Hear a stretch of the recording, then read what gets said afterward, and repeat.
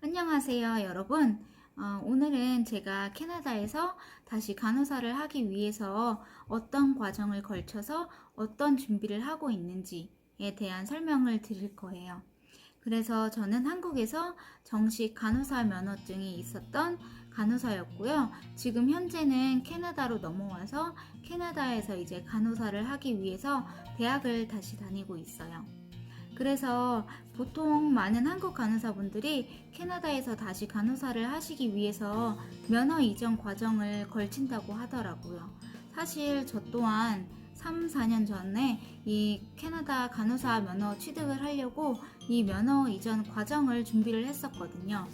근데 이 면허 이전하는 과정이 워낙 복잡하고 까다롭고 준비해야 될 서류도 너무 많아서 저는 사실 준비하다가 중간에 포기를 하고 차라리 대학을 다시 다니자 결정을 하고 지금 현재 대학을 다니고 있는 거거든요. 그래서 이 간호사 면허 이전을 하기 위해서 제일 첫 번째로 중요한 서류가 간호대 학교를 다닐 때 들었던 전 과목에 대한 강의 계획서를 영문으로 이제 번역 공증을 받아서 학교 측에서 캐나다 간호사 협회로 직접 이제 보내주셔야 되거든요. 그래서 저 같은 경우는 제가 직접 이제 강의 계획서를 학교 측에서 받아다가 영문으로 번역 공증을 하고 학교 측에 부탁을 드려서 학교 측에서 이제 간호사 협회로 보내주셨고요. 그리고 두 번째로는 보건복지부에서 이제 간호사 영문 면허증을 캐나다 협회로 보내주셔야 되고요. 그리고 이제 세 번째로는 본인이 다녔던 직장에서 또 마찬가지로 직무기술서 이런 거를 이제 영문으로 번역 공증을 하셔서 이제 또 직장에서 직접 캐나다 간호사 협회로 보내줘야 되고요. 그리고 이 세 가지를 제외하고 미국 간호사 면허증인 NCLEX RN이 있어야 되고요. 그리고 본인의 영어 실력을 증명할 수 있는 IELTS가 아카데믹 오버롤 7.0 이상이 이제 있어야 되거든요. 그래서 이 모든 서류를 준비를 해서 캐나다 간호사 협회로 보내면 이 캐나다 간호사 협회에서 서류들을 검토를 하고 그리고 뭐 보수교육을 받아야 되면 보수교육 절차를 진행을 해주시고 아니면 뭐 필기 시험이나 아니면 실무 시험 이 두 가지가 필요하다고 생각이 되면 이제 이 시험을 또 걸쳐야 이제 캐나다 간호사 면허증을 취득을 할 수 있다고 하더라고요. 그래서 저는 사실 다른 기본적인 서류는 다 준비가 됐었는데 미국 간호사 그 NCLEX 면허증이 없었고 그리고 IELTS 점수가 없었어요.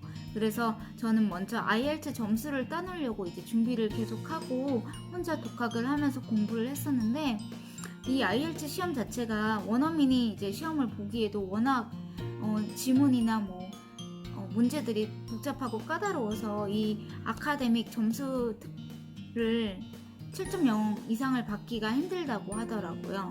그래서 저는 사실 이 IELTS 점수 때문에 이 면허 이전 과정을 다 포기를 하고 대학을 다시 다니기로 결정을 한 케이스예요.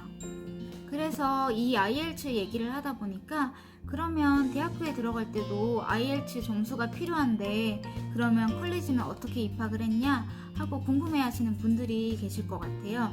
그래서 지금 제가 살고 있는 BC주의 컬리지 기준을 설명을 드리자면 먼저 이제 간호대 입학을 위해서는 캐나다 하이스쿨 12 고등학교 3학년 성적에 부합하는 영어, 수학, 생물학, 화학 이렇게 네 가지가 필요하거든요.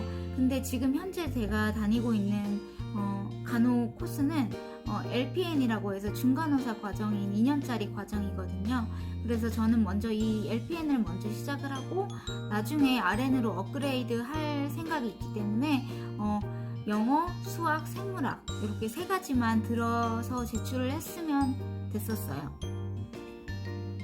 그래서 IELTS 같은 경우에는 마찬가지로 저는 IELTS 점수를 낼 자신도 없었고 제가 살고 있는 소도시에는 IELTS 시험을 볼 수 있는 곳도 없거든요. 그래서 저는 이 IELTS 시험을 보는 대신에 이제 컬리지에서 제공해주는 컬리지 자체 시험을 보고 패스웨이라고 하는 과정을 걸쳐서 이제 대학을 입학을 했어요. 그래서 이 패스웨이라고 하는 과정은 컬리지 프랩 과정이라고 보시면 돼요. 그래서 어떻게 에세이를 쓰는지, 어떻게 레퍼런스를 쓰는지, 프레젠테이션은 어떻게 하는지, 이런 대학교에 필요한 모든 것들을 이제 영어로 알려주는 과정인데, 이게 이제 제가 영어 수업을 들었을 때 썼던 책이에요. 그래서 IELTS보다는 난이도가 확실히 낮고요. 저는 사실 이 코스가 많이 도움이 됐던 게 제가 한국에서 대학을 졸업한 지 10년이 훨씬 넘었었고, 그리고 캐나다 교육 시스템을 전혀 모르기 때문에 뭐 에세이 쓰는 방법이라던가 뭐 레퍼런스 쓰는 법 이런 거는 정말 많이 도움이 됐던 것 같아요. 그래서 저는 사실 IELTS보다 이 패스웨이 과정을 추천드리고 싶어요. 그래서 저는 이렇게 영어 성적은 패스웨이로 해서 이제 제출을 했고요. 그리고 고등학교 수학 과정인 그레이드 12 수학은 캐나다 고등학교 수학이랑 동일하다고 보시면 돼요. 그래서 보통 한국에서 고등학교 과정을 잘 걸쳐서 졸업을 하셨다면 솔직히 아시아인들한테 수학은 너무 쉽거든요. 그래서 이 책이 제가 수학 수업을 들었을 때 썼던 책인데 보통 뭐 X 방정식, Y 방정식 이런 거 푸실 줄 아신다면 수학은 정말 너무 쉬웠어요. 그래서 수학은 문제없이 점수를 낼 수 있었고요. 그리고 생물학은 교재가 따로 없었는데 생물학은 한국에서 간호사를 하셔서 기본 백그라운드 지식이 있다고 하시면 생물학도 그냥 단순 암기이기 때문에 별로 어렵진 않았었던 것 같아요.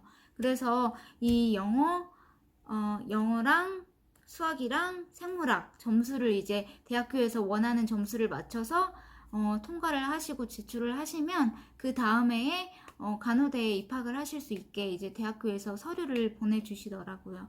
그래서 저는 이 과정을 듣고 그 다음 해인 작년에 이제 간호대학교를 시작을 해서 지금 1학기가 끝나고 2학기 수업을 지금 듣고 있어요.